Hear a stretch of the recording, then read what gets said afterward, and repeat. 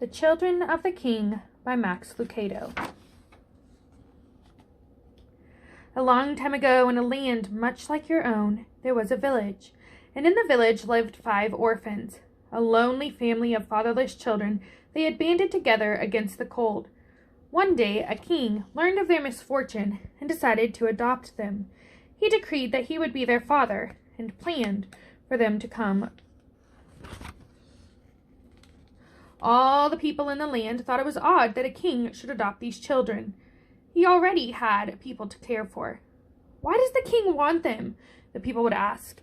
But the king had his reasons. When the children learned that they had a new father, and that their father was the king, no less, and that the king was coming to visit, they went wild with excitement. When the people of the village learned that the children had a father, and that their father was the king, and that the king was coming to the village, they were terribly excited as well. They went out to see the children and told them what to do. You need to impress the king, they explained. Only those with great gifts to give will be allowed to live in the castle. The people didn't know the king. They just assumed that all kings wanted to be impressed. So the children worked long and hard preparing their offerings. One boy who knew how to carve determined to give the king a wonderful work of wooden art. He set his knife against the soft skin of the elm and whittled. The small blocks of the wood came to life with the eyes of a sparrow or the nose of a unicorn. His sister decided to present the king with a painting that captured the beauty of the heavens, a painting worthy to hang in his castle. Another sister chose music as her way to impress the king. For long hours she practiced with her voice and mandolin. Village people would stop at her window and listen to her music as it took wings and soared. Yet another child set out to turn the king's head with his wisdom. Late hours would find his candle lit and his books open. Geography, mathematics, chemistry. The breadth of his study was matched only by the depth of his desire. Surely a sage, such as the king, would appreciate all his hard work. But there was one little girl who had nothing to offer. Her hand was clumsy with the knife, her fingers stiff with the brush. She opened her mouth to sing, but the sound was hoarse. She was too dull to read. She had no talent. She had no gift. All she could offer was her heart, for her heart was good. She spent her time at the city gates watching the people come and go. She would make pennies by grooming their horses or feeding their animals.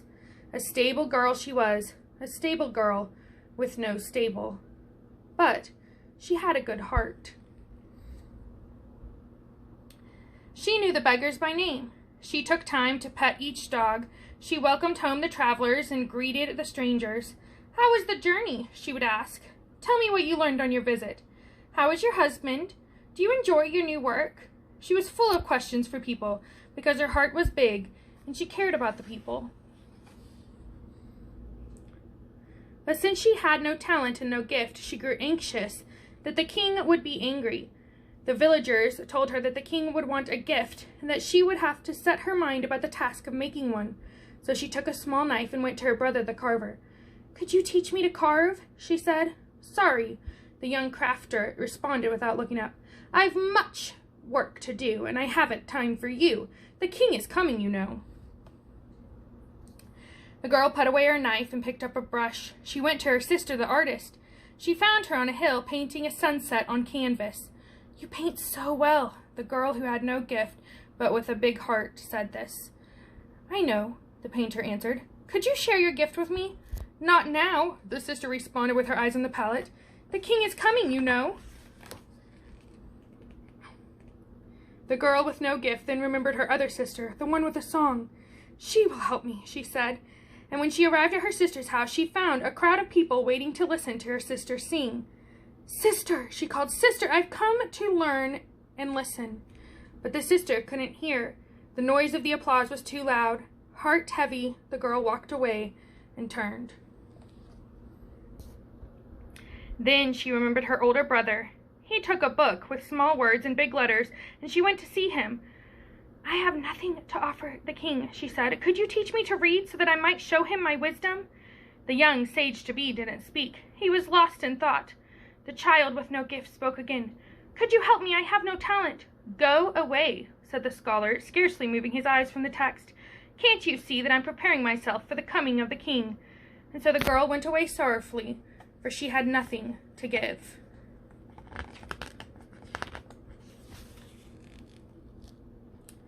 She returned to her place at the city gates and took up her task of caring for the people's animals.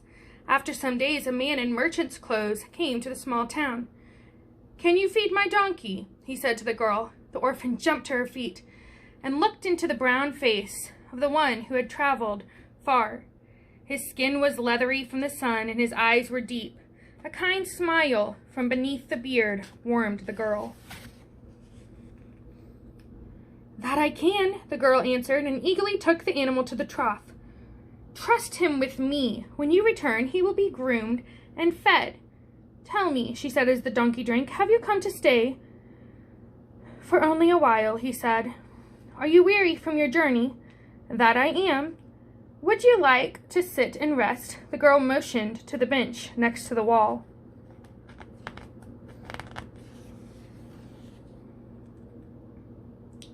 The tall man with dark skin sat on the bench, leaned against the wall, closed his eyes, and slept.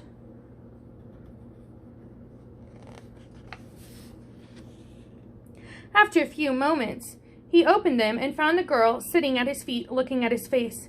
She was embarrassed that he had caught her staring, so she turned away. Have you sat there long? He said. Yes. What do you seek? Nothing.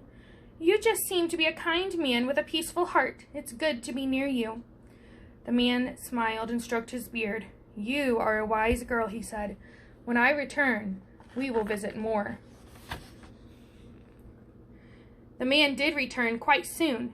Did you find whom you sought? The girl asked. I found them, but they were much too busy for me. What do you mean?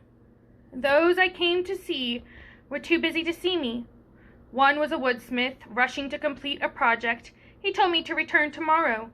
Another was an artist. I saw her sitting on a hillside, but the people below said she did not want to be disturbed. The other was a musician. I sat with the others and listened to her music. When I asked to talk with her, she said she had no time. The other I sought had left. He has moved to the city to go to school. The girl's eyes widened. But you don't look like a king, she gasped. I try not to, he explained. Being a king can be lonely. People act strangely around me. They ask for favors. They try to impress me. They try to bring me all their complaints. But isn't that what a king is for? The girl said. Certainly, responded the king. But there are times when I just want to be with my people. There are times when I want to talk to my people, to hear about their day, to laugh a bit, to cry some. There are times when I just want to be their father. Is that why you adopted the children? That's why. Children like to talk. Adults think they have to impress me. Children don't. They just want to talk with me.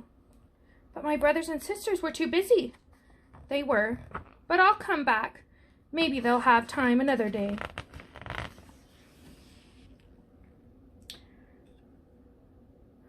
Would you like to ride on my donkey to the castle? And so it happened that the children with many talents had no time and missed the visit of the king, while the girl whose only gift was her time to talk became his child. The end.